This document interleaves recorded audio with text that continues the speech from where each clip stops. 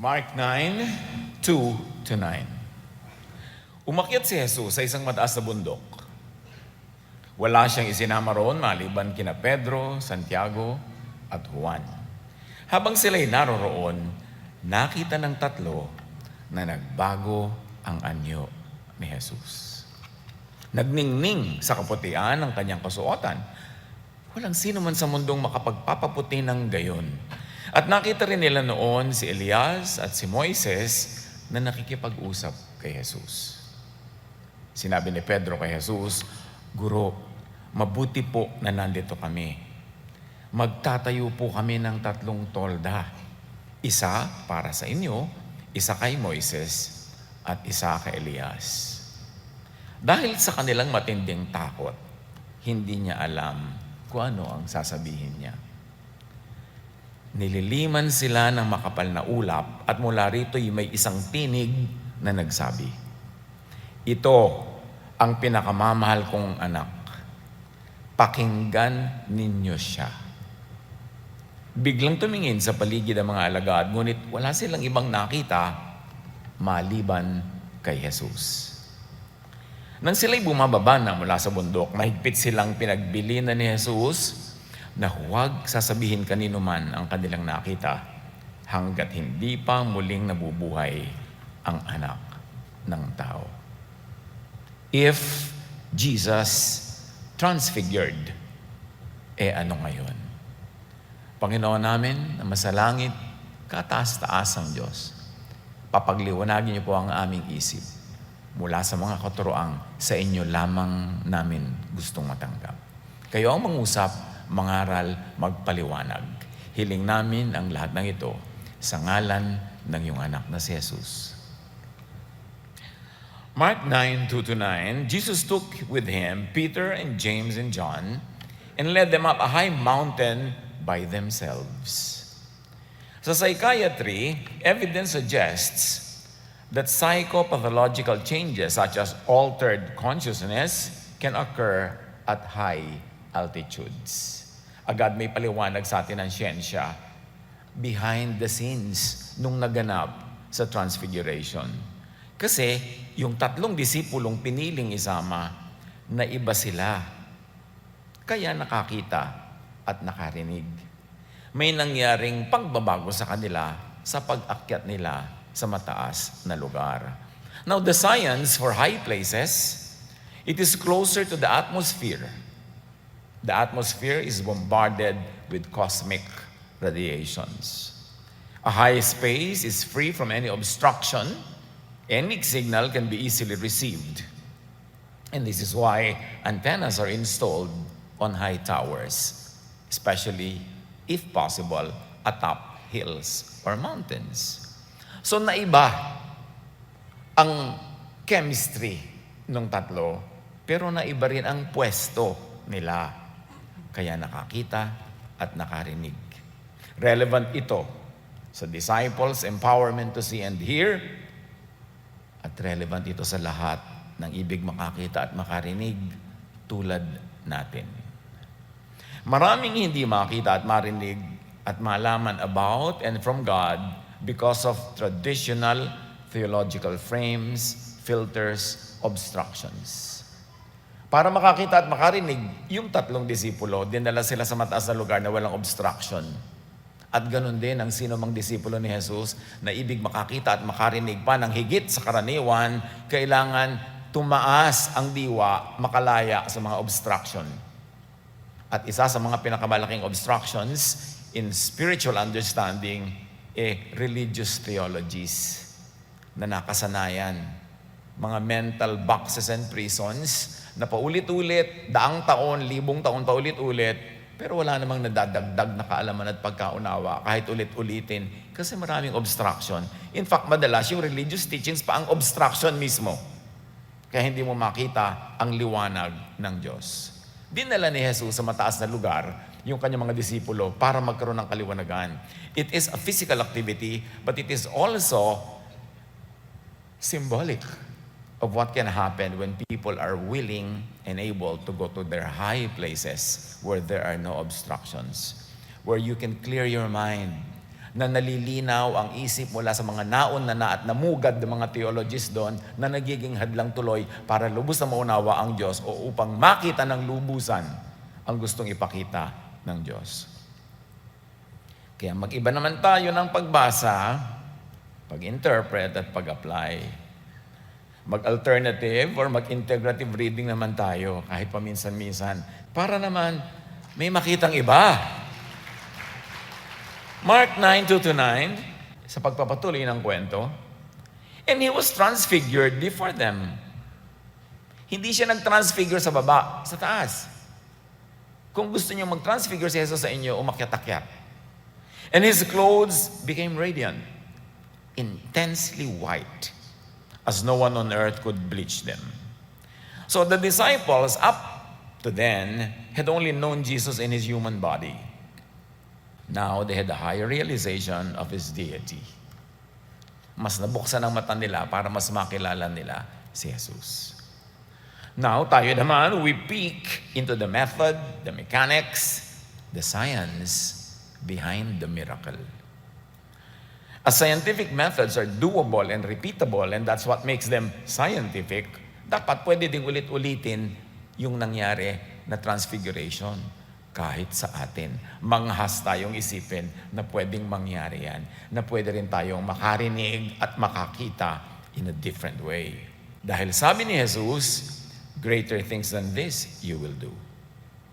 You can and you will repeat, even surpass what I do. Si Jesus ang may sabi nun. Hindi siya ma-offend na ulitin, magaya, at mahigitan pa. Dahil sa kanya din naman manggagaling yung kapangyarihan para malampasan yung dati na niyang ginawa. But first, let us climb our high mountain of discourse, where psychopathological changes such as altered consciousness can occur. Dapat, tayo naman ang maiba. Tayo naman ang makakita at makarinig tulad nung tatlo. Ikinuwento yon hindi lang dahil maganda yung kwento, kundi para matularan, para magaya. Itaas natin ang level ng pag-aaral natin kung saan posibleng mabago ang ating kamalayan. Hindi pa ulit-ulit lang na paikot-ikot na parang Ferris wheel, kahit ilang ikot, nakahilo-hilo ka na, pagbaba mo, nandun ka pa rin kung saan ka nang galing. Wala ka narating. At ganyan ang nangyayari sa religious discourses na paulit-ulit lang. Wala naman talagang nadadagdag o nararating. So yung posibleng magbago ang ating kamalayan tulad ng pagbabago ng anyo ni Jesus, tulad ng pagbabago ng kamalayan ng tatlong disciples, dapat tayo rin. Hindi naman kasi entertainment yung gospels eh. Turo yan. Manual din yan. Pag binasa mo ng tama.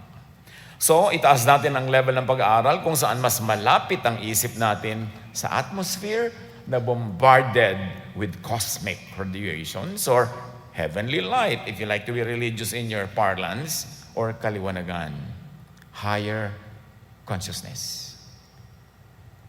Itaas natin ang level ng pag-aaral kung saan walang sagabal like preset theology, mentality, religious tradition, and bias. Gustong-gusto ng iba, conservative sila sa kanilang religiosity. Pag conservative, walang maiiba, walang mababago, walang development. Pag conservative, iko-conserve ka. Ibababad ka sa formalin, magiging fossil ka. Eh di walang pagbabago. Bakit ka matutuwang maging conservative? Dapat progressive. Because, sabi nga ni Paul, when I was a child, I thought like a child. I reasoned like a child. Now that I'm a man, I give up childish ways. So hindi siya conservative, progressive siya. Nag-grow ang isip niya, kaya marami siyang nakita. At sabi rin, we must grow from glory to glory. To do that, you have to climb the high mountain of Jesus. So, itaas natin ang level kung saan walang sagabal na haharang sa heavenly, or you might want to say radio signals, like unusual or out-of-the-box revelation. At masasagap ng mga antena, ng mga receivers, ng mga diwa natin ang heavenly frequencies. Kaya naman, let us speak in the tongues of angels and let us speak in the tongues of science. Because science is God's way of doing things. Hindi kontra ang science sa Diyos. Science is God's prophet. Napakatagal tayong nadaya na pinag-aaway ang science at faith in God. Kaya tuloy hindi natin makita yung kanilang agreement. Although science can really be an enemy of religion if that religion is not faithful to God and to Jesus. Kundi religion lang na puro mga katang-isip at mga guni-guni ng mga religious leader, ayaw talaga nila sa science kasi madudurog, mawawasak ang kanilang mga guni-guni. Pero yung tunay na scientific will agree with God's laws because the laws of nature were made by the Creator, who is God Himself. So lumampas tayo sa usual theologizing that leads to more questions than answers. At ganyan naman ang mga relihiyoso Marami naman talaga hindi maintindihan. Maraming tanong, nilulunok na lang, sinasarili. Kasi pag tanong ka ng tanong, baka mapagkamalak ng erehe at filibustero at barilin ka sa luneta. Pero malaya na tayo, salamat naman. Malaya na tayo mag-isip. Huwag matakot mag-isip. So, let's do the uncomfortable theology. Sino ang mga hindi pa nakabasa ng aklat natin na to? The uncomfortable theology. May I see your hands, yung mga hindi pa nakabasa? Sino? Sino hindi pa nakabasa nito? Dapat lang, kasi hindi ko pa yan pinapublish. Malapit na. Lahat ng ating mga pagka-erehe at pulibustero. The uncomfortable theology. Because that's where you will find the comfortable God.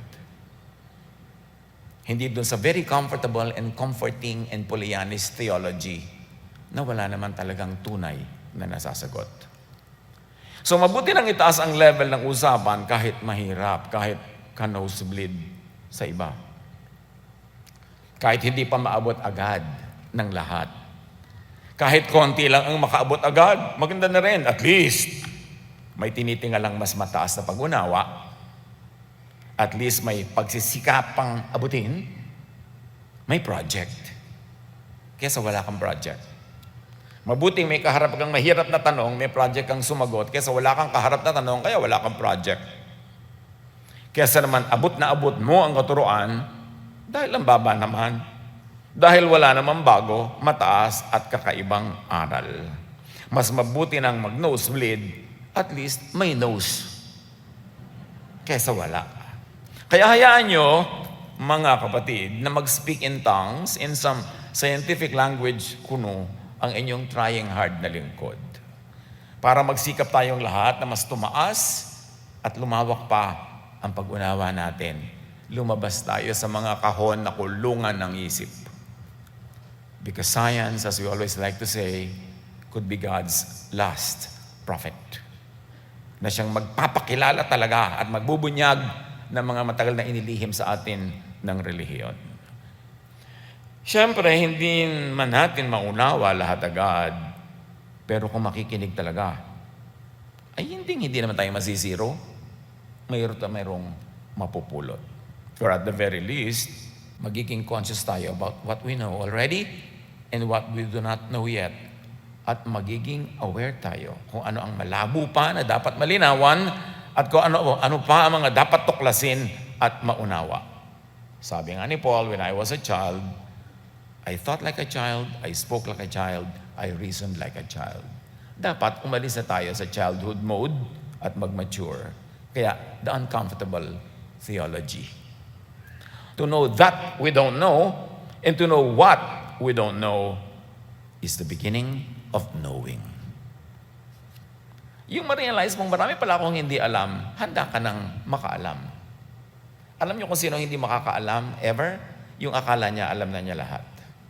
Wala siyang inquiry, wala siyang space para sa mga bagong malalaman.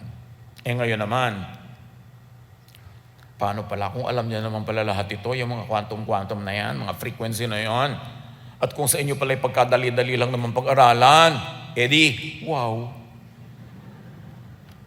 So, church, halinang magsikap. Sa episode ng kwento, Jesus was revealed as a dazzling white light, almost likened to the sunlight as the best scientific example of a pure white light. It is sunlight that is the best scientific example of pure white light. Yung si Jesus nagbago ng anyo, pagka binasa nyo lang yan sa dating kahon na parang fantasy, parang alamat, wala ka mapupulot. Pero pag hinimay-himay mo yan, through the lenses of science, ang dami palang laman. At hindi naman galing sa iba yun, galing din sa Diyos yun, because God is the author of all scientific laws. When combined, all the visible colors of the spectrum, red, orange, yellow, green, blue, indigo, violet, create white light. At si Jesus was presented in the Mount of Transfiguration as pure white light. Can you imagine what happened? How that happened? White light gives a complete perception of colors in the environment. Kaya pagka gusto mong maliwanag ang bahay nyo, ang ilaw nyo, fluorescent lamp, mukha lang nga kayong gasolinahan. Pero maliwanag. Kung gusto mo na magpasosyal, yung mga dim, warm lights, pero natatapelo ka sa dilim. Pero kung gusto mo talaga liwanag, ayaw mong malungkot, tulad ng maraming matatanda nun, ang gusto nila, ang tawag nga dyan, daylight. Diba? Yung fluorescent lamp para maliwanag. Parang daylight si Jesus. Sunlight, daylight, nakita tuloy nung tatlo. Yung kanina, hindi nila nakikita without the Jesus light. And that was the images of Moses and Elijah. Dahil naliwanagan, nakita ng lubos. White light is more efficient at illuminating spaces than colored lights can. Kaya yung ang profession nila sa entertainment, sa gabi, red ang light, para maganda ang kotis. Para rin mga isda sa palengke, di ba, medyo may reddish light, para mukhang sariwa. Alam nga naman na mag-ilaw ka ng white light, edi na-booking ang lahat ng mga bakukang mo at mga kung ano-ano. Kaya dapat may lighting. But white light doesn't tell lies. Sasabihin niya talaga. As white light, nakatulong si Jesus para makita ang tatlo. Makakita ang tatlo. Genesis 1, 3-4. Then Elohim, translated into English as God, but in the Hebrew original is always Elohim. When Elohim said, "Let there be light," so there was light. Elohim saw the light was good. So Elohim separated the light from the darkness. Now we enter into this realm of light and dark. Kasi yung light versus darkness is a common theme in Scripture. Huwag nyo lang dapat laging isipin that darkness is sin, darkness is Satan. Mag-aral pa kayo kaysa mas malalim pang kahulugan ng ano ang darkness, kung sino ang darkness. But that is not our topic now. John 1, 4-13, in Him was light. In Jesus was light. And that life was the light of all mankind. The light shines in the darkness, and the darkness has not overcome it. So, sabi, we shall see Him because we shall be like Him. And if Jesus becomes white light, and if we will see Jesus, edi tayo rin dapat white light so that we will be in the same wavelength para makita. So stop thinking of yourself in eternity as parang multo, parang ula, parang Casper. Think more in terms of vibrations and waves and energy, because energy is eternal. Now, light is wave, energy, vibration, frequency. Yan ang makikita natin sa light. At ang light ay very interesting to study, at light moves. Sa picture lang kasi natin usually nakikita, maganda ngayon may technology, we can see how light moves. Now, Jesus as light means Jesus as wave, as energy, as vibration, and frequency. Yung mga kagilagilalas na liwanag, kapangyarihan ng mga nararamdaman, nakikita, pag nagpapakilala si Jesus, yan ang dapat nating sikaping maarok. John 8:12, Jesus spoke to the people once wherein said, I am the light of the world.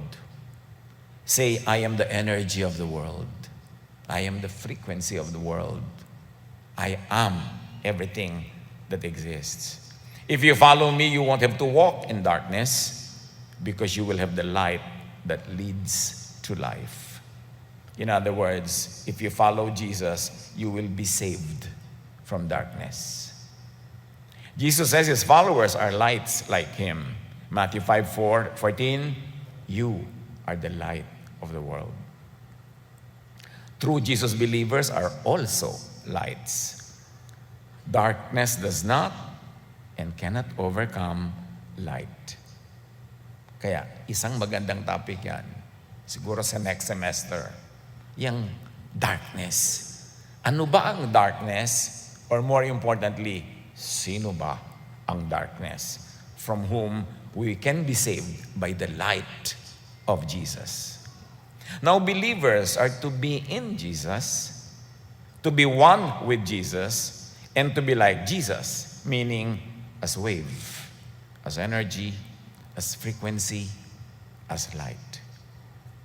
At yan din ang sinasabi na believe in and receive Jesus. What do you believe in Jesus? What do you receive about Jesus? If Jesus transfigured to become light, true believers ay pwede rin, dapat din. Kasi pag scientific ang principle, repeatable. Dapat nauulit, kaya na-verify yan ng yung peers, ng yung fellow scientist. Kasi yung methodology mo, uulitin nila sa laboratory nila, they will come up to the same results. Ibig sabihin nila, oh, this is a scientific fact. It can be established as a fact. So, ganun din yun. Napakahalaga that we will be able to transfigure.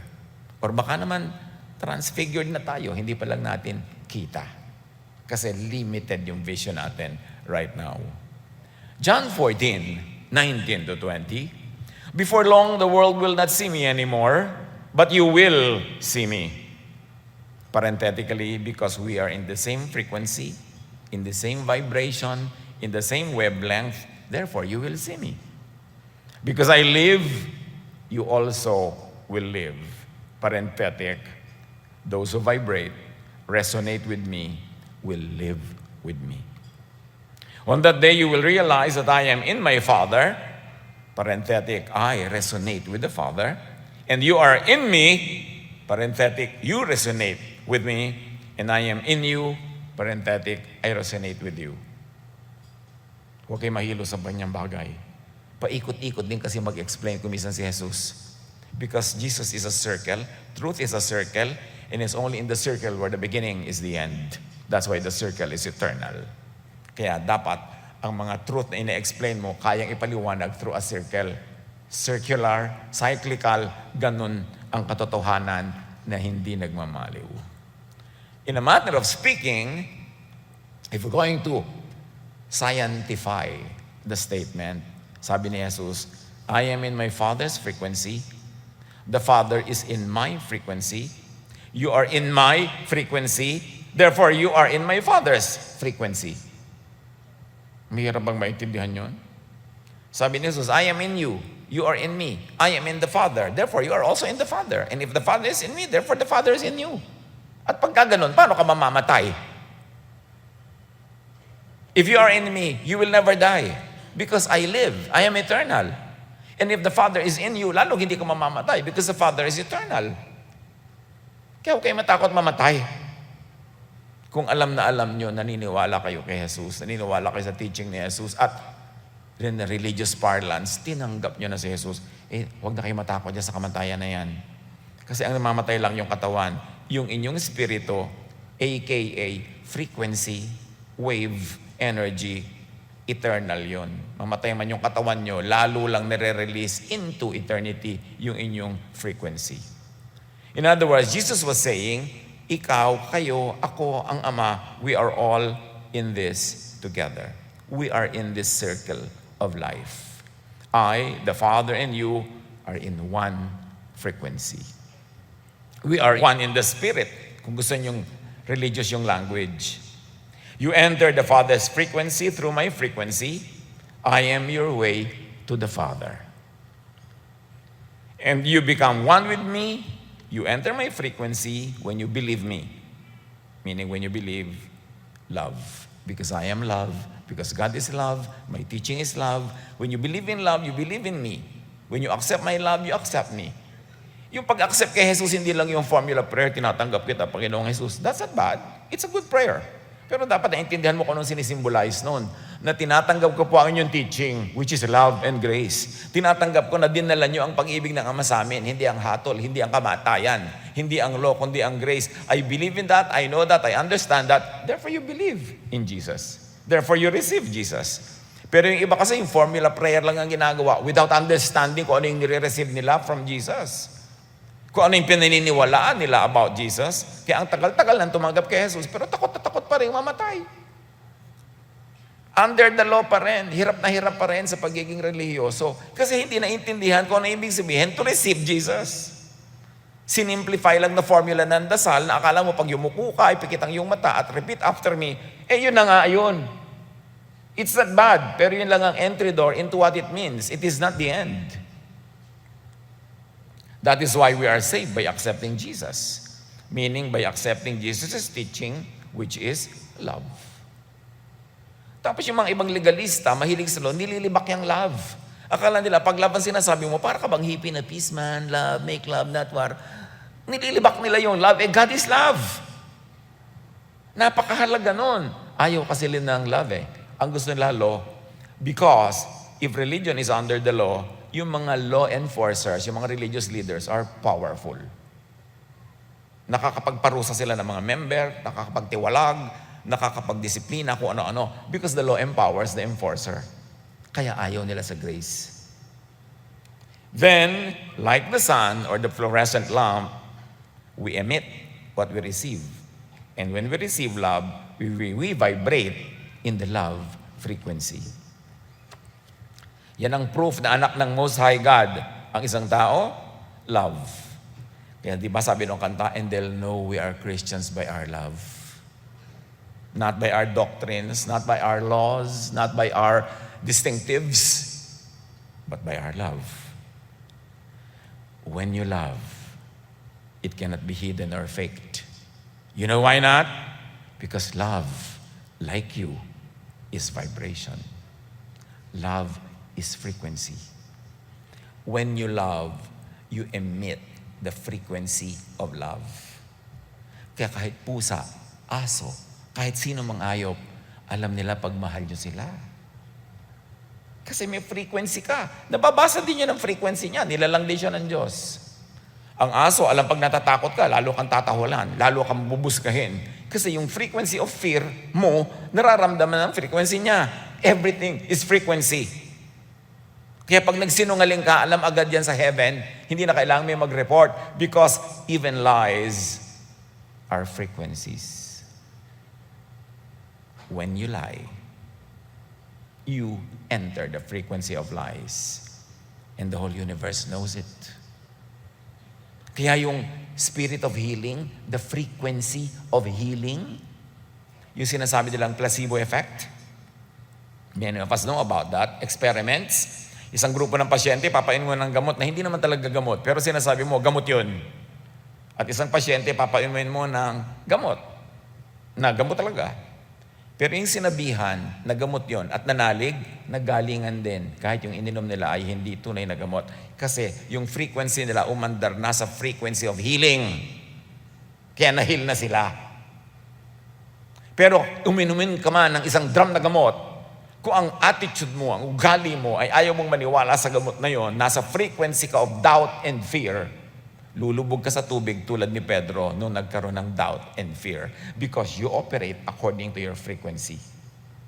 Nasa religious parlance, tinatawag nilang according to your faith. Because faith is frequency. Everything is frequency. John 3:16, for God so loved the world that He gave His one and only Son, that whoever believes in Him shall not perish, shall not be in the darkness, parenthetic, but have eternal life. Imagine when you believe you have eternal life. Belief pa lang yun. This is not believing in doctrines. This is not believing in religion or a religious group, but believing in Jesus or believing in what He teaches, which is love. And when you vibrate in love, when you operate in the frequency of love, you enter the frequency of God, who is love. You enter the frequency of the divine that is eternal. Therefore, you have life. Kaya sabi, and you, the world will know you by your fruits, by your love. People will know that you are my children when you love. Kaya nagkakaalaman. Alam nyo, yung may pumasok lang na tao sa room, sabi mo agad, parang ayoko sa vibes niya. We're talking about vibrations. Sabi mo, may kutob ako na niloloko ko ng asawa ko. Maniwala ka sa kutob. Kasi frequency yon. Unless luka-luka ka. Na yung kutob mo pala, guni-guni. Pero pag tuned in ka to God, may kutob ka, 99%, tama yun. Hindi naman 100%, 99 lang. So, bigyan mo ng benefit of the doubt. Mag-research ka. Matagal na natin alam yung frequency, hindi lang natin alam yung terminology, hindi natin nako-connect. Yung meron kang iniisip, meron kang ganyan. Nakikita mo yung mga nanay na ang anak nila nasa ibang bansa, nasa giyera, biglang magigising lang sa hating gabi, naramdaman nila may nangyari sa anak mo. Tapos yung pala, sadly, nangyari nga, nabaril yung anak niya. Kasi may kutob, may frequency eh. Nagre-resonate kayo ng anak mo. Yung nararamdaman niya, nararamdaman mo kasi connected kayo by love. To be like Jesus, to be one with Jesus, to be a light like Jesus, absorb, receive the light of Jesus. Understand Jesus beyond religious gobbledygook. Kailangan maintindihan nyo sila kahit in terms of frequency. Kasi baka mas madali maintindihan ng mind ngayon, ng modern mind. John 1:12-13, yet to all who did receive Him, to those who believed in His name, He gave the right to become children of God or to be like God. Nakita niyo mga important words? Receive, believe, right. To become children of God. Because the moment you believe in Jesus, you subscribe to Him, to His teaching, which is love, you vibrate in love, you enter the frequency of love, which is the frequency of God, you have eternal life instantly. At yun ang hindi natatanggal na salvation na pinagtatalunan pa hanggang ngayon ng mga childish theologies, kung natatanggal yan or not. Kung ang baptism ba ay wisik, lubog, buhos, kung ano-ano pa. Hindi pa gumagraduate doon, paikot-ikot pa doon. Mga usaping hindi naman nakakapagpabanal, mga usaping hindi naman nakakapagpabago ng ugali, at lalong hindi nakakapagtanggal ng takot sa kamatayan. Kaya dapat pag-usapan yung mas matataas na bagay. Kailangan maunawa what it is to believe and what it is to believe in. When you receive Jesus, you receive the teacher, which means you receive the teaching. You receive the idea. The idea changes your mind. Para din yung placebo effect. Your belief changes your health. The change of mind changes your frequency or your spirit. In religious language, you become born again. You become a new creation. You become a child of God. In scientific language, you enter the frequency of the divine. So you get saved from what? From entrapment in a non-working, dysfunctional frequency. You get saved from entrapment in the darkened world. As I have said, darkness is another topic na panggigigilan natin sa mga darating na panahon.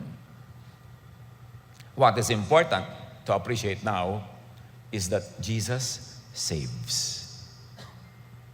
Nakalagay naman yan sa lahat ng karatula, lahat ng poster, t-shirt, pero naintindihan ba yun?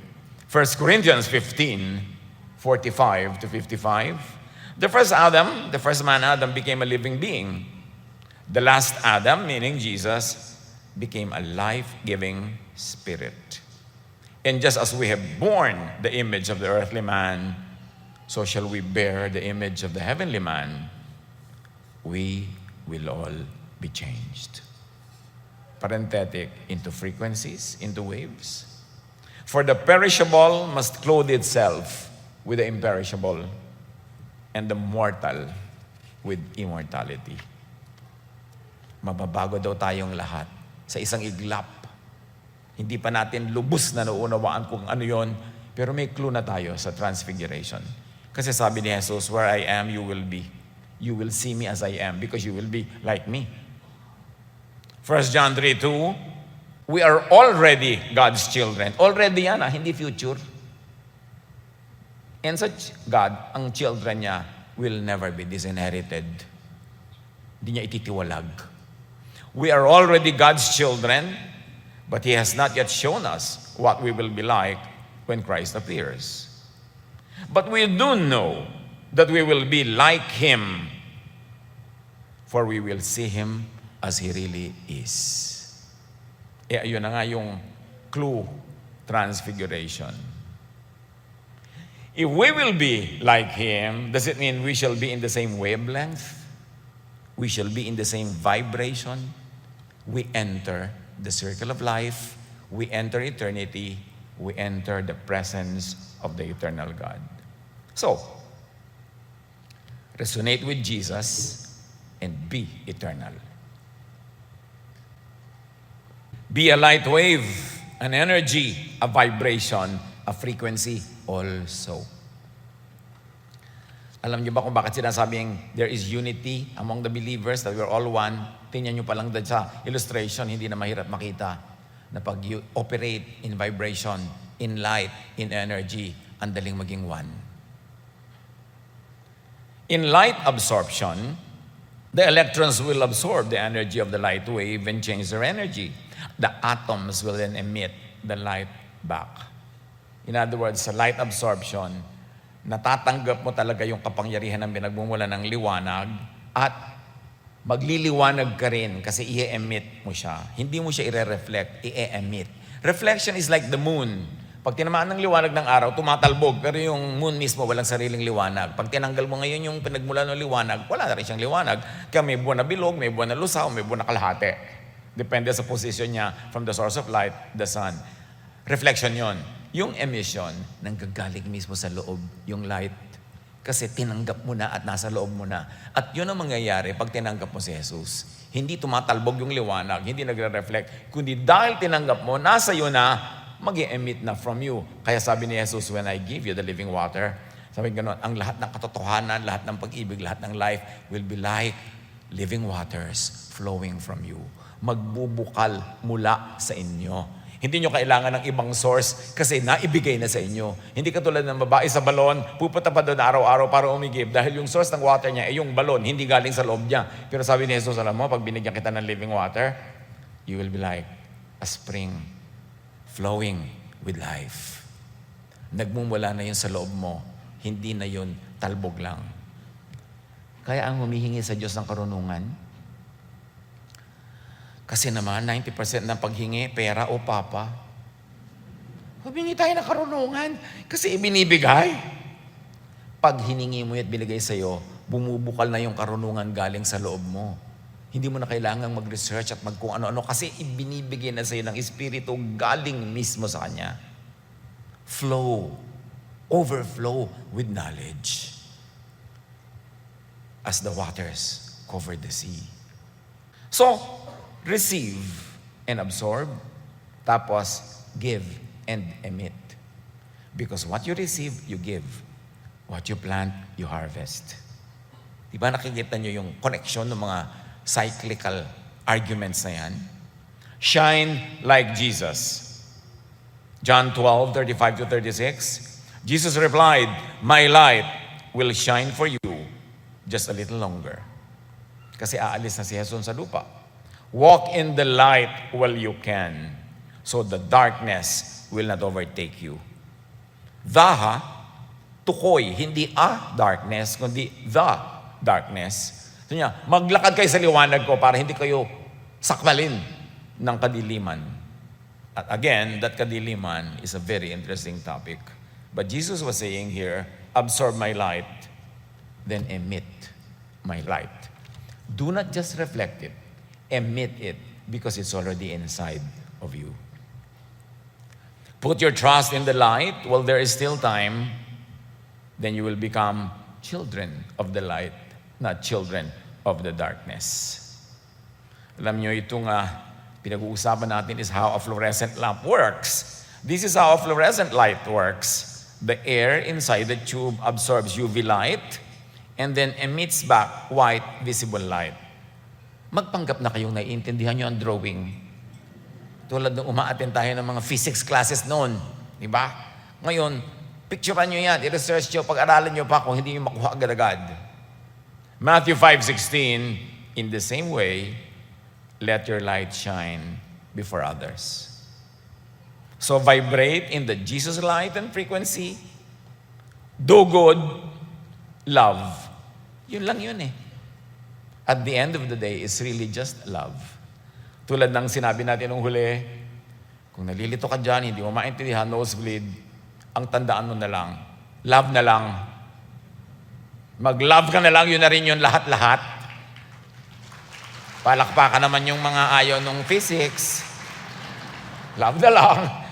Pero pwede naman talaga yun eh. Maganda lang naiintindihan mo yung details, mas na-appreciate mo eh. If God could take the form of frequency, then all children is in and about frequencies. When you believe in and receive Jesus, you receive the Spirit of Jesus. In other words, you receive the Jesus frequency. Hayaan yung paulit-ulitin ko para may malakas na retention, ha? So napakahalaga, when you believe in and receive Jesus, you are born again, you are changed. Your earthbound and limited frequency is converted into, enters and joins the God-Jesus frequency, sometimes called heaven. Heaven is that ulap-ulap na may mga Greek poste. Tapos may mga lumilipad na kerubin na walang katawan, ulo lang. Drawing yun ng religion. But heaven is a state of mind. Heaven is your frequency. If your frequency jives with the frequency of God, therefore, you are in heaven. You vibrate in the God vibration. You become one with Jesus and the Father. You enter eternal configurations. You enter eternity. You receive eternal life. What you hear and believe can change you. Tandaan nyo, ang nadidinig can change you. Can change your blood pressure. Can change even your health. Kung ayaw nyo maniwala, subukan nyo may makinig magbulong sa inyo, may kulasisi ang asawa mo. Pag hindi nag-init ang punong tainga mo, lumabas ang uhog mo, tumaas ang mga palpitation mo, tell me what you hear changes you.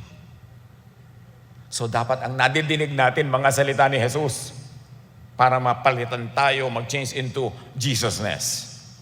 John 5:24, very truly I tell you, whoever hears my word and believes Him who sent me has eternal life. Hindi sinabing mag-join ka ng ganitong relihiyon, magpabaptize ka doon at dito. No, sabi niya, when you hear my word and you believe the Father who sent me and who sent me to give you love, and you will have eternal life and you will not be judged, but has crossed over from death to life. Past tense na yan, ha? Pag naniwala ka kay Jesus, sa amang nagsugo sa Kanya at sa mensahe Niya, which is love, tumawid ka na, nandun ka na sa eternal life. Hindi ka tatawid pa lang pag namatay ka, tumawid ka na. Tapos na. At pag namatay yung katawan, naging lubos ang pagtawid because now your frequency is no longer limited by your physical body, but now it is free to join the universe. Whoever resonates with me enters eternity, if we can rephrase what Jesus could have said. Faith, resonance, comes from hearing.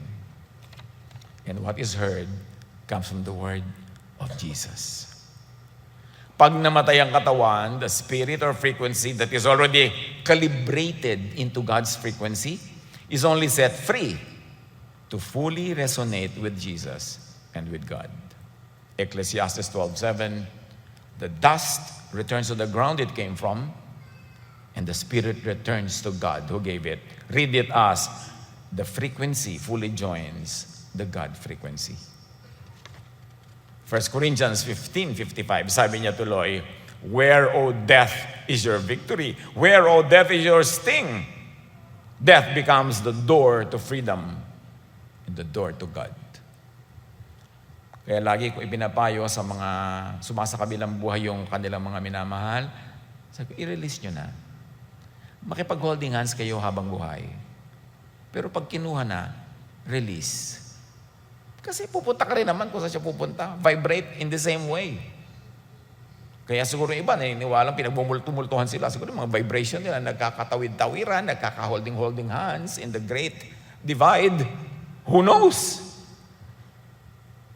Lahat ay frequency. Lahat. May frequency ang love and hate. Ang truth and falsehood. Ang gratitude and ingratitude. Alam niyo yung taong thankful, yung frequency niya, naiintindihan ng frequency ng Diyos na pagpapala. Yung tao na laging galit, nagrereklamo, kulang, inggit, yun ang frequency niya. So yun ang a-attract niyang frequency. The frequency of darkness.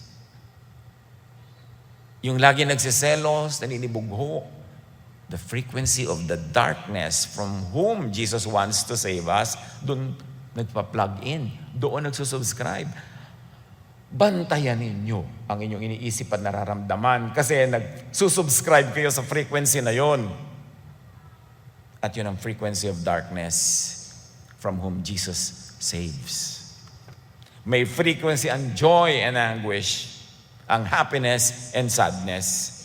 Kaya yung sad na nga kayo, manonood pa kayo ng sad na drama, nagsusubscribe kayo sa sadness frequency. May frequency ang ecstasy and agony. Nararamdaman ang frequency and vibration ng kapwa. Kaya yung mga malalakas ang pakiramdam, alam mo agad, hindi ka nagtitiwala sa taong ito. But of course, don't be judgmental without basis. Pero pag may kutob ka, ipursu mo yan, pag-aralan mo, dahil may frequency ka na kinakausap ka. Yung hindi kung kailan ka na dengue na nitong si Bigote, natangay na ang savings mo, nakuha ng lote at kotse mo, tsaka mo pala sasabihin, sabi ko na nga be. Sabi mo pala, ba't di mo pinakinggan? May kutob ka na pala noon. Ba't di mo pinursu? Kasi ang laki ng bicep. Ayan, nakakabulag talaga yan. Kaya yan yung mga nakakatakip, dapat ka umakyat para yung huwag kang matakpan at matanggap mo yung mga radio waves na nanggagaling sa kataas-taasan. Thought is frequency. Kaya walang kaila sa may likha. Kahit kakanta-kanta ka dyan, worship ka dyan, kung chismosa ka, nakasubscribe ka sa chismis frequency. And do you think frequency yun ng Diyos? Mag-isip-isip. Iniisip mo pa lang, nag-vibrate na across the universe. Not even in a split second. Instantly. All frequencies are known by God and to the God frequency to heaven. Psalm 139 verse 4. Before a word is on my tongue, you, Lord, know it completely. Frequency yun. Omniscience of the true Most High is actually about frequencies.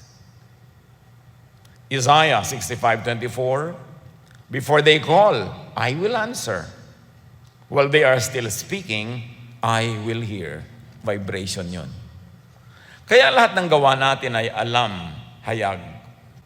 Pati ang ating mga lihim at mga kasalanan na tinatawag. Pero salamat na lang, Isaiah 43:25, Yes, I alone will blot out your sins. For my own sake, I will never think of them again. Sabi ng kataas-taasan, I will never think of your sins again. Kaya please lang, huwag mo nilaging yung ungkat-ungkatin. You know, sa religion, lagi makasalanan po ako, hindi po ako karapat-dapat. Yung mga kanta ng praise and worship, hindi po ako karapat-dapat. Hindi pala karapat-dapat, umalis ka dyan. Makasalanan po ako, marunong po, alis dyan. Pero sa amin yung Panginoon, I will never think of them again. Ba't ikaw isip pa ng isip? Hindi ka tuloy matahimik. Nabubuhay ka tuloy sa guilt, nabubuhay ka sa self-judgment, nabubuhay ka sa pagsaksak sa sarili mo. Nasa ganyan kang vibration. Let's put our sins behind us as God has put them all behind us because God already blots them out with the blood of Jesus. Nilimot na yan. Huwag na natin gawing laging agenda. At agenda natin yung sin ng iba. Inuusik mo yung sin ng iba. Binabantayan mo. Ibang frequency yan. Kaninong frequency yan? Tama, darkness. Pasado ang section na ito. Ngayon, sinabi na nga ng kataas-taasan, I will not think of them again. Tapos lagi tayong uusigin ng law and prophets. Ano yun? Kaya dapat mag-isip. Flow in the Jesus light. Flow in the Jesus wave. Light can be reflected or it can be emitted, as we have said before. Reflection is light from another source bounces off an object like the moon.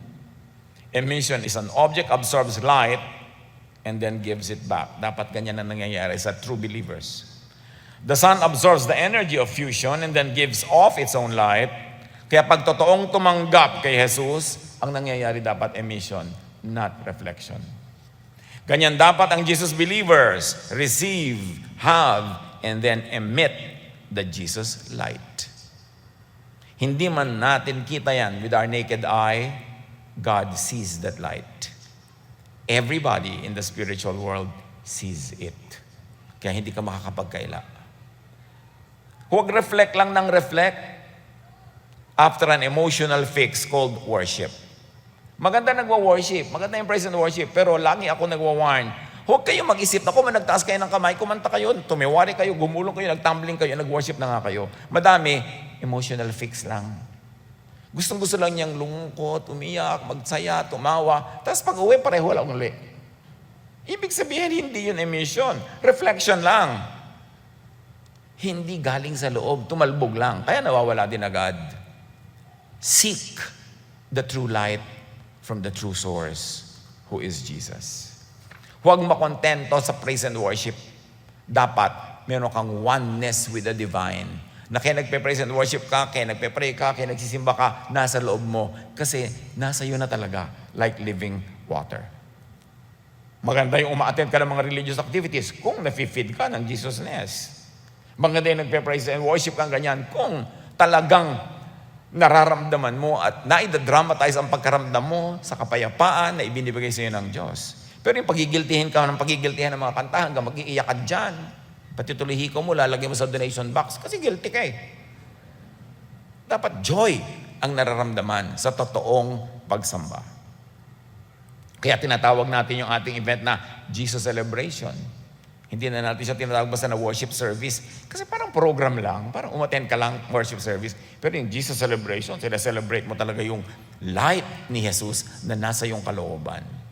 Mark 9, 2-9, siya nga pala may kwento tayong pinag-uusapan, balikan natin. And his clothes became radiant and intensely white, as no one on earth could bleach them. What can Jesus as light do with and for believers, followers, that no one else on earth could do? John 14:6. I am the way, the truth, and the life. No one can come to the Father except through me.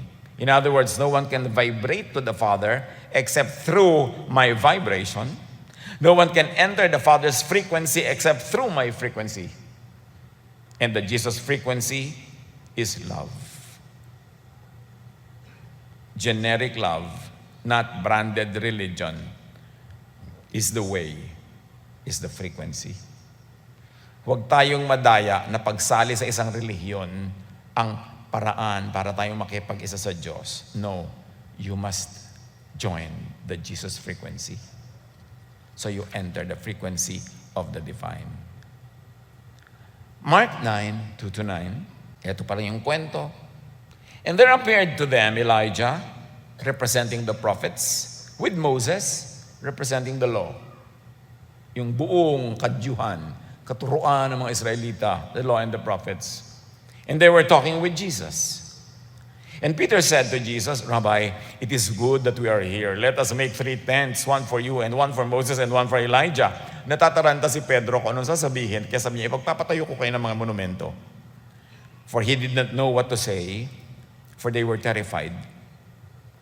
And a cloud overshadowed them, And a voice came out of the cloud. Obviously, the voice of the Most High God. This is my beloved Son. Listen to him. And Jesus gave us the name of the Most High God. As he was dying on the cross, he said, Eloi, Eloi, lama sabachthani. Binanggit niya ang pangalan ng kanyang ama. Pag-aralan niyo yan. Nililiman sila ng makapal na ulap at mula rito may isang tinig na nagsabi, ito ang pinakamamahal kong anak. Pakinggan niyo siya. The voice singled out Jesus as my beloved Son, not Moses, not Elijah. Therefore, superior to the prophet and the law. At sabi pa ng voice, listen to him. Parenthetic, not to Moses, not to Elijah. Listen to my Son. Jesus displaces and replaces Sinai's stone tablets of the law as the divine standard requiring human obedience. Simple sentence lang ng Most High God meant everything. Sabi niya, ayan si Moses, law. Ayan si Elijah, prophets. Eto si Jesus ang anak ko. Sa kanya kayo makinig. Kailangan pa bang i-memorize yan?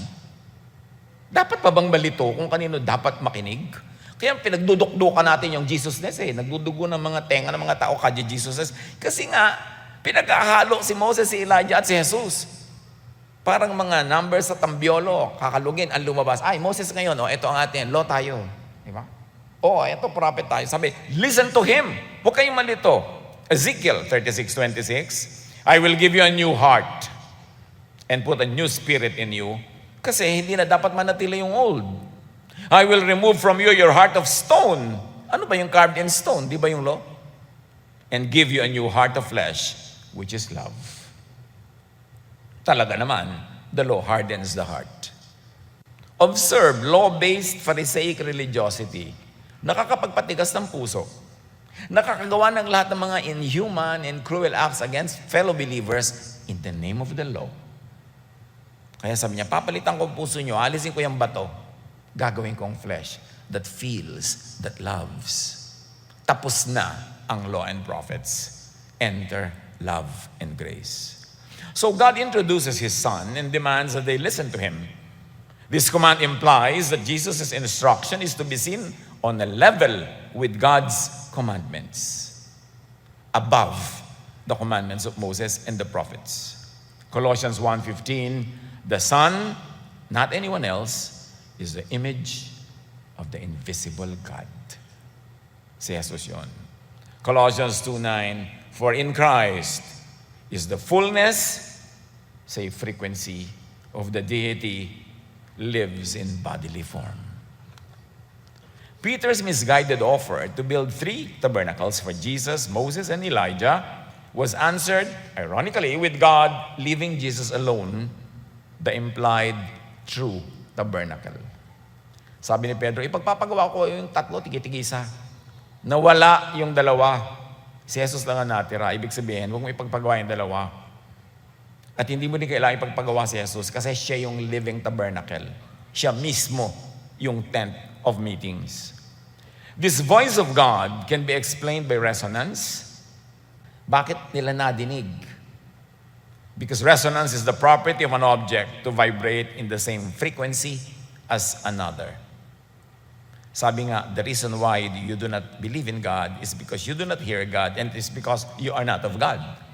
So kailangan pumasok ka sa frequency na yun para mo madinig at maintindihan. Because the ears can only hear what they resonate with. So mag-fine-tune kayo. May radyo kayo. Let's say, uso pa yung radyo. Makikinig kayo sa DCAS. Di ba? Dadali nyo sa 702. Kung gusto nyo DCAS ang marinig nyo, huwag nyo ilagay sa hindi 702. Dapat kayong mag-tune in. Kasi yun ang frequency niya. O FM naman. Kaya frequency modulation. Frequency lahat yan, yung radyo. Saan nakalagay yung istasyon nyo? Saan pumupunta? Yun ang madidinig nyo. Dapat tune in to Jesus. Para ang marinig nyo si Jesus. The apostles were empowered in the high place to catch the signal, the frequency of God's voice. Kaya sabi ng Matthew 11:15, before that, whoever has ears, let them hear. Kita nyo? Kung sino man na may transistor, mag-tune in kayo sa istasyon ko. Whoever has ears, let them hear. Sino ang may receiver, let them tune in to my frequency and they will hear me. The apostles were empowered to resonate with God's frequency and to see and hear, to sensually experience God's revelation.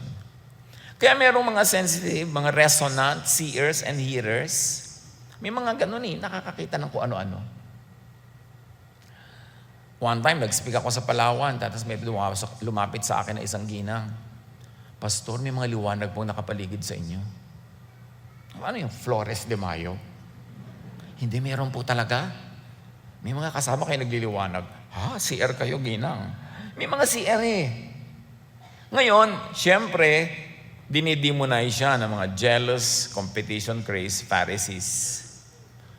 Lahat ng hindi nila naintindihan o hindi nila nagagawa, sasabihin nila of the devil, agad. Kasi kakompetensya nila Pero meron talaga nakakaramdam, nakakakita. Huwag nyo i-discount agad. Marami talaga tayong unknown. Which religion oversimplifies and demonizes when the religion cannot do it or does not understand it. Nalilimita tuloy ang perception natin of reality. Climb your high place. Level up sa pag-iisip at pag-unawa. Be changed by the renewing of your mind. Kailangan magbago ng pag-iisip. Let's be changed unto resonance with God, the frequency of God, by changing our victimized, overly theologized, overly simplified minds. Pinasimple kasi yan ng katekism. Pinasimple ng mga Bible study na napakasimple ng frame, hindi na tuloy makagrow yung mga mind na dapat mag-grow out of it.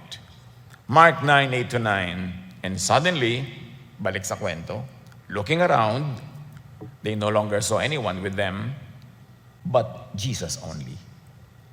The two big Old Testament heroes disappear, but Jesus remains. He's the only one on whom the disciples must keep their focus. Kaya lagi nating iginigit ang Jesus filter. Di ba nawala ang law, nawala ang prophets, nawala si Moses, nawala si Elijah. Kaya ang Jesus filter, parang ganyan. Ito si Jesus, embudo, binubuhos mo lahat yan ng mga katuruan, galing sa law, galing sa prophets, galing sa books of wisdom, kung saan. Ang lalampas lang sa filter ni Jesus yung loving. At saka yung mga moral laws na tama, na ituloy. Nung tinanong siya ng rich man, what should I do to have eternal life? Sabi niya, obey the commandments. Sabi ng rich man, which of the commandments?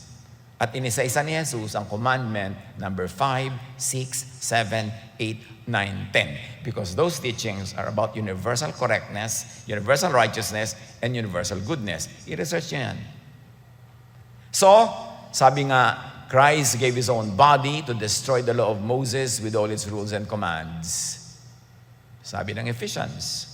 So, yung hindi lalampas sa Jesus filter, mga teaching, mga verses, kung ano-ano, yung ipinapabato ang babae dahil makasalanan, ilagay na yan sa filing cabinet. Kasi history na yan, hindi na yan current, hindi na yan lalampas sa Jesus filter. Yung mga teachers na nagtuturo ng mga kalupitan, itiwalag siya, tanggalin yun, batuhin yun, hindi na yan papasa kay Jesus, huwag yung paghalu-haluin. Kaya nandyan yung filing cabinet. Lahat ng hindi pasado sa Jesus teaching, history, file na. Ang current, ang effective, are all that teach love. Kaya sabi ni Jesus, when you love, you obey all the commandments. That is what all the commandments are all about. Romans 10:4, for Christ is the end of the law. Walang sequel. End na. Luke 16:16, the law and the prophets were proclaimed until John. Hanggang John lang. Pagkatapos nun, hindi na sila effective yung lahat ng hindi lalampas sa Jesus filter. Hanggang kay John the Baptizer lang ang law, tama na, tigilan na. Nakakapagpahirap sa kapwa, nakakapagpatigas ng puso, nakakapag-alis ng peace. Luke 16:16, since the time the good news of the kingdom of God is being preached, and everyone is forcing their way into it. Good news na, gospel na, love na, kaya sinasabi naman natin, ano church? Wow, tama, love na lang. Naunahan nyo ang PowerPoint. Mukhang nakikinig kayo talaga. Mark 9:2-9, as they were going down the mountain, he charged them to tell no one what they had seen until the Son of Man had risen from the dead. This implied that a time of proclamation would follow this period of silence. Pero matagal na yun. The time for us to speak began long ago. In fact, for us now, the time for us to speak is now. Dapat nang ituro na tama na yung law. Dapat nang ituro na Jesusness na love na the time for us to speak is now. The time to think in terms of frequencies is now. Romans 12:2, be changed by the renewing of your mind or the renewing of your vocabulary.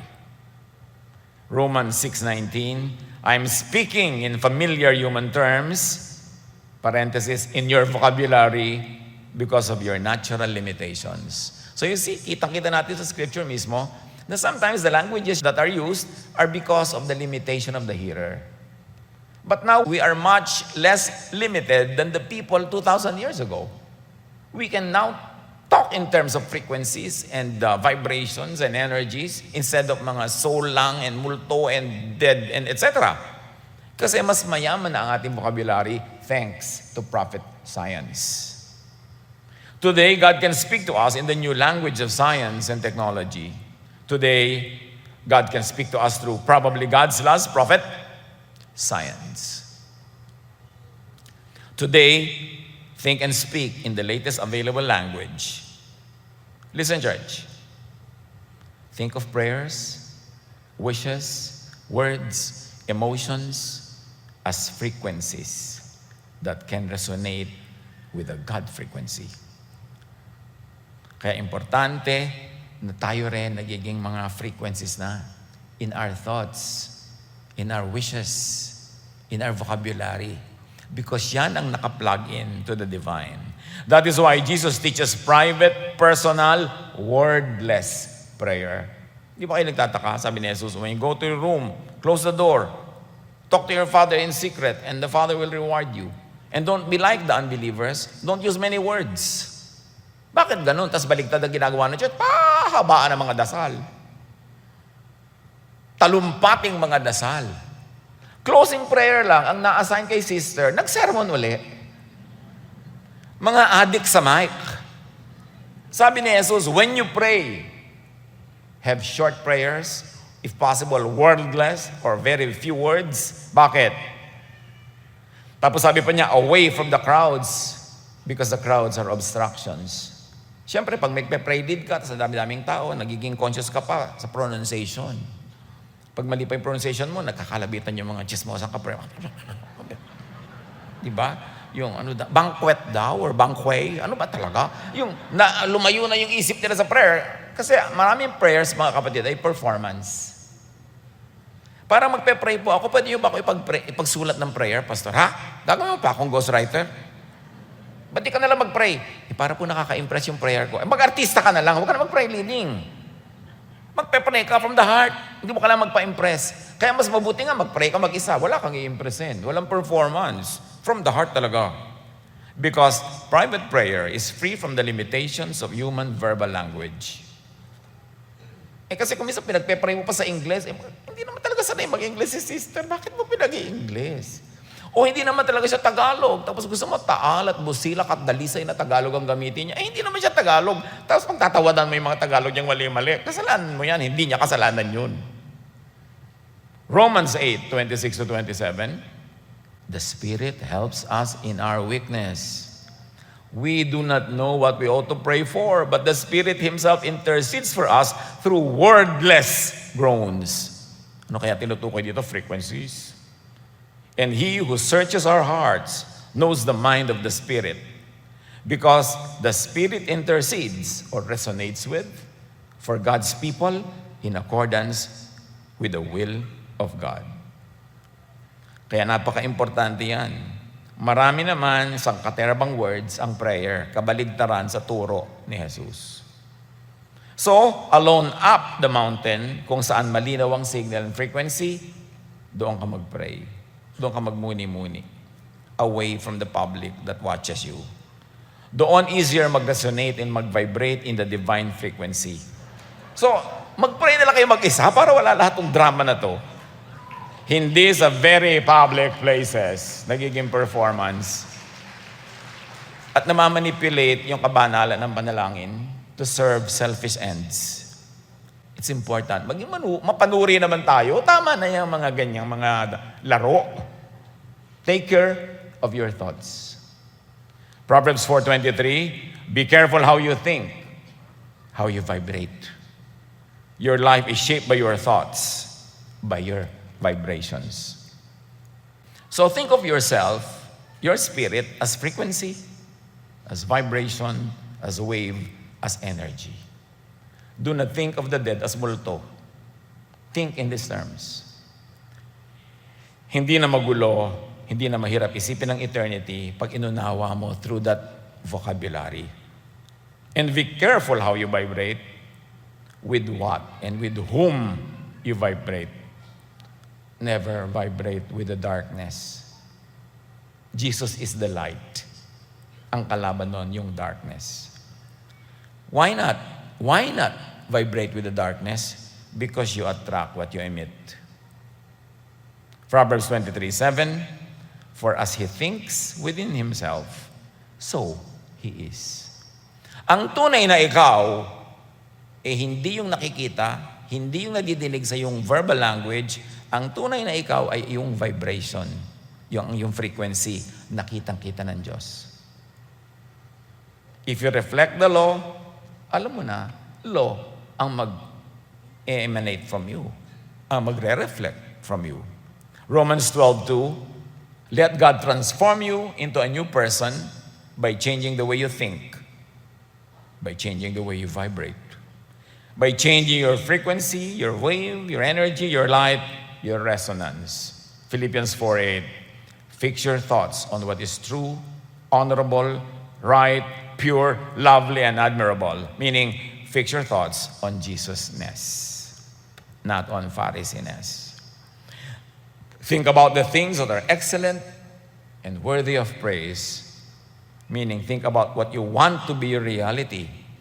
And you want your reality to be Jesus-ness. So be in the Jesus frequency. Sumunod kay Jesus to higher spirituality and consciousness, tayong lahat. Bakit? Mahina ang signal sa baba.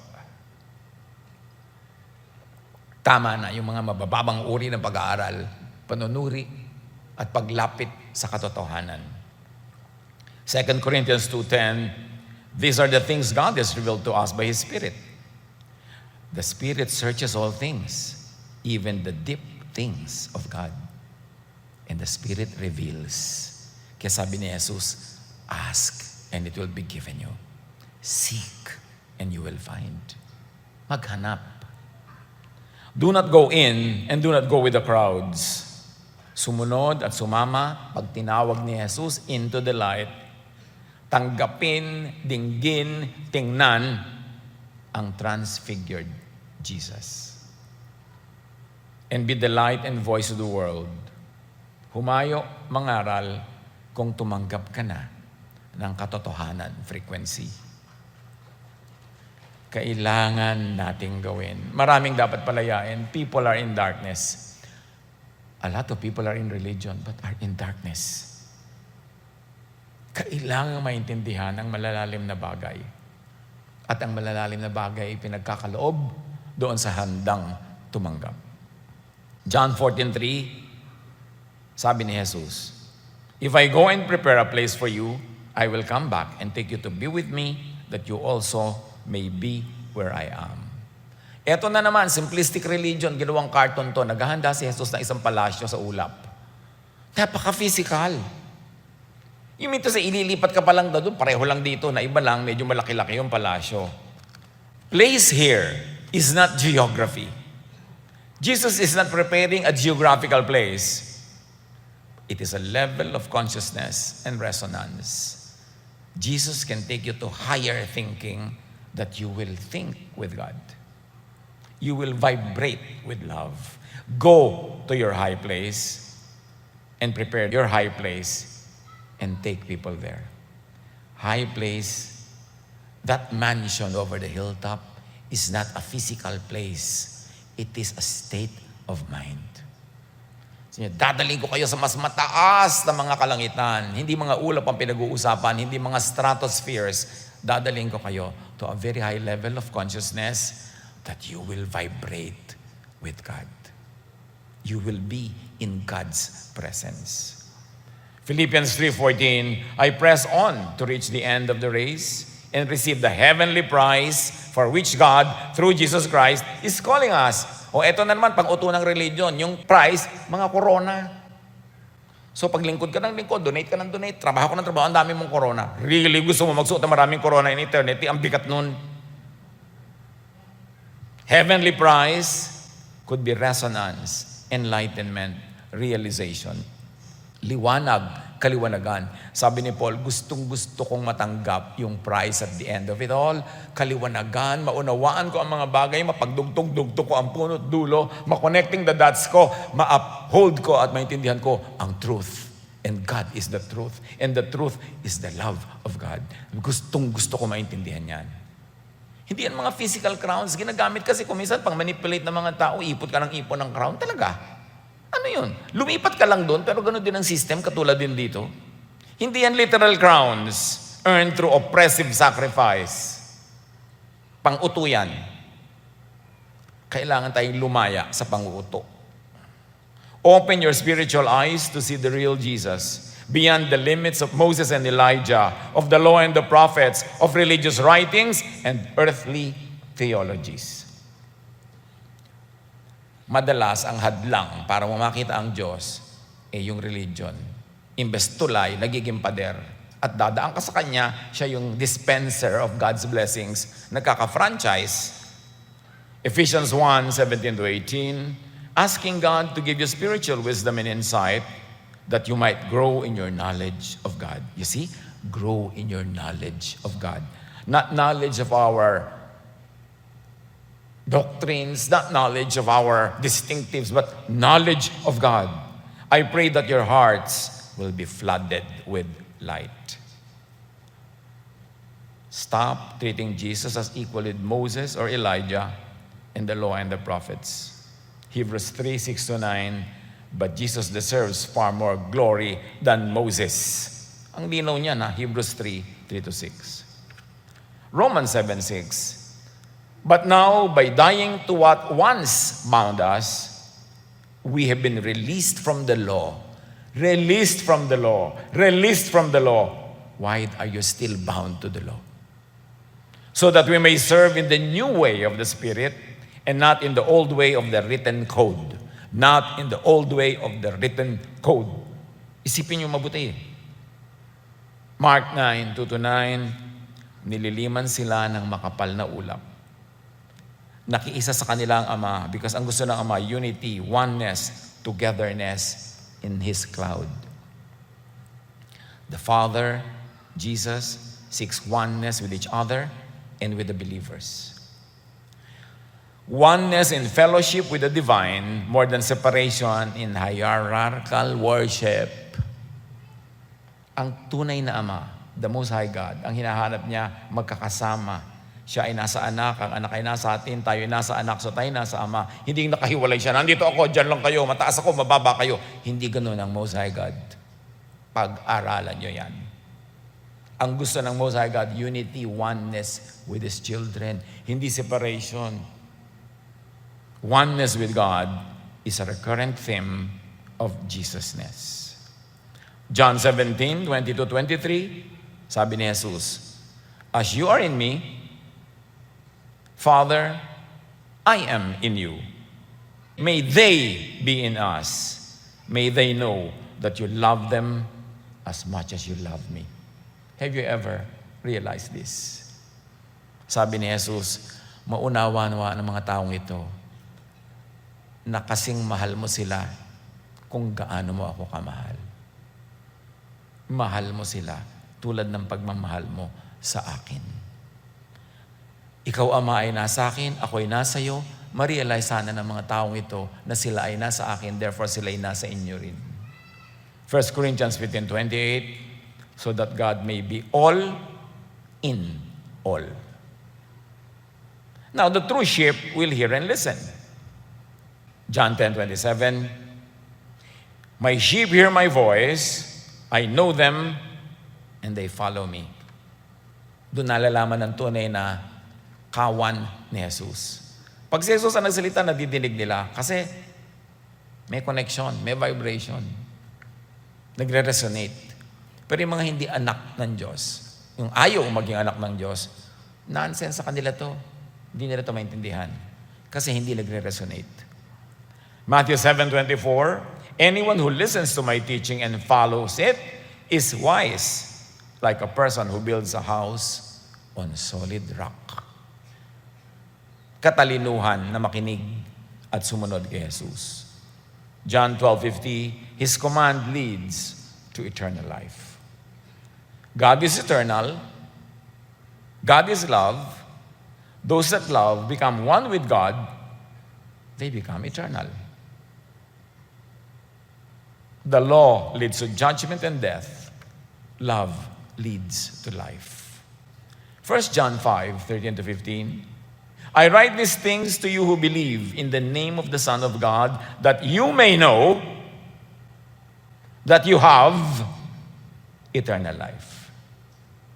Dapat niyong malaman na meron na kayong eternal life kung nananalig kayo talaga sa anak ng Diyos. If Jesus transfigured, tayo pwede rin. Tayo dapat din. Tayo rin. If Jesus rose from the dead, tayo pwede rin. Tayo dapat din. Tayo rin. If Jesus has eternal life, tayo mayroon din. John 20:31, by believing in Him, you will have life. 1 John 5:12, whoever has the Son or love has life. Vibrate, resonate with Jesus. If Jesus is the light of the world, tayo rin. Mabuhay ang Diyos, mabuhay ang liwanag.